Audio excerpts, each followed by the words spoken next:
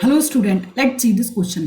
Oxidation number of sodium in sodium amalgam is. ठीक है, तो बेसिकली हमें बताना है कि जो सोडियम जो अमलगम होता है उसमें सोडियम का ऑक्सीडेशन नंबर क्या है। ठीक है, तो यदि हम सबसे पहले देखें कि व्हाट इज सोडियम अमलगम, तो यदि हम बात करें यहाँ पर अमलगम की, तो अमलगम जो होता है बेसिकली यहाँ पर हमारे पास इट इज एन अलॉय, और बेसिकली यहाँ पर हम मेटल यूज करते हैं और उस मेटल के साथ हम यहाँ पर क्या यूज करते हैं, मरकरी। ठीक है, तो मेटल, किसी भी मेटल और मरकरी का यहाँ पर जो एलॉय होता है उसी को हम क्या बोलते हैं, अमलगम। और बेसिकली यहाँ पर जो मेटल है वो कौन सा है, हमारे पास सोडियम। दैट मीन्स कि Na और Hg मिलकर के हमारे पास कौन सा फॉर्म बना रहे हैं, दैट इज सोडियम अमलगम। ठीक है, अब बेसिकली जो हमें पता है कि एलॉय जो होता है बेसिकली हमारे पास कैसा होता है, it is an homogeneous mixture, homogeneous mixture. और बेसिकली यहाँ पर क्या होता है कि यहाँ पर बेसिकली मिक्सचर में यहाँ पर ये दोनों मेटल जो होते हैं वो रिएक्ट नहीं करते।